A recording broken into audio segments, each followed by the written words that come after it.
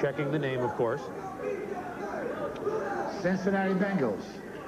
Pick on the first round. Defensive back, Oklahoma, Rickey Dixon.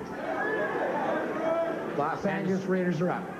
And so the Bengals go with Rickey Dixon, and we have 4 defensive players and an offensive lineman chosen in the first 5. And now I think we come to wide receivers and running backs. So Dixon, who played safety at college, going to play corner in the pros, goes to the Cincinnati Bengals. Quickly, let's bring in Bino Cook, who, of course, has been on the Tim Brown watch personally through his career at Notre Dame. You don't want to call him a plummeter here, but here's the Heisman Trophy winner. How far could he slide down, and does he surprise you? Well, whoever gets him still is going to get a great player. And he's also a kid who absolutely caused no problems. He's a class individual. He's going to be able to punt returns, kickoff returns. He will be in the Pro Bowl within 3 seasons. Maybe, if the Raiders don't do anything. Al Davis has enjoyed Heisman Trophy winners in the past. He does have some wide receivers. Would Tim Brown look good in Raider colors? Well, he looked good in any colors. That's the way I look at him. I mean, he's going to be a great player.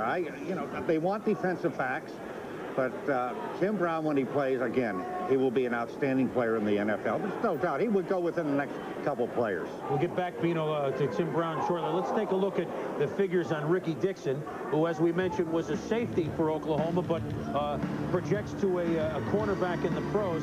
5'11", 177 pounds, an excellent one-on-one defender, a fearless tackler who also has the great speed, which, of course, you need to play the corner.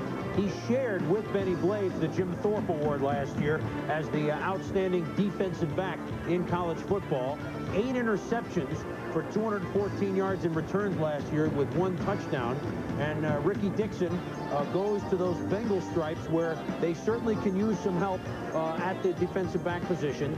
And so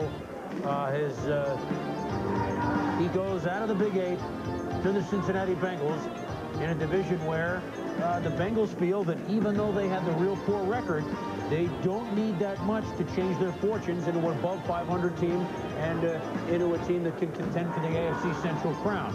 Now, his ratings, you see the quickness and the agility are the best. They add up to a 19-0. So Rickey Dixon on our board is number 9 as Mel rates him. And so the Cincinnati Eagles, Bengals. first selection. Keith Jackson, tight end, Oklahoma. Whoa, LA Rams. Nearly. What a choice the Eagles have, huh? Keith, I'm simply amazed. Well, the Eagles figure that that's no football. Not at all, because you suggested that when we tried to put him with the Packers, that if the Packers didn't, that perhaps that the Eagles would get him. Now, they had John Spagnuolo at that position and Jimmy Giles, 2 veteran tight ends, but in Keith Jackson, a guy that certainly at Oklahoma wasn't in a pro-type offense in which he was used a lot to go out for the pass. But now, think of all the players in skill positions, Z and Tommy, that the Eagles have. You've got a Randall Cunningham at quarterback. They hope to get the full year out of Byers at running back, and they have some others there. You have your receivers. You have Mike Quick, the perennial Pro Bowler. You have your Kenny Jackson. You have Chris Carter waiting in the wings. Maybe he's doing that too. And now you have Keith Jackson. Great athletes at the skill positions now for the Eagles. Yeah, that was one direction they could have gone. Buddy actually didn't think he was going to get him. He was talking about Eric Allen or Terry McDaniel. He said, but if Keith Jackson is there, I've got to take him. He's just too much talent to pass up. But how is he going to be there at this pick? I said, buddy, we don't project him to anybody else. And so, you know, he indicated that he was going to take him.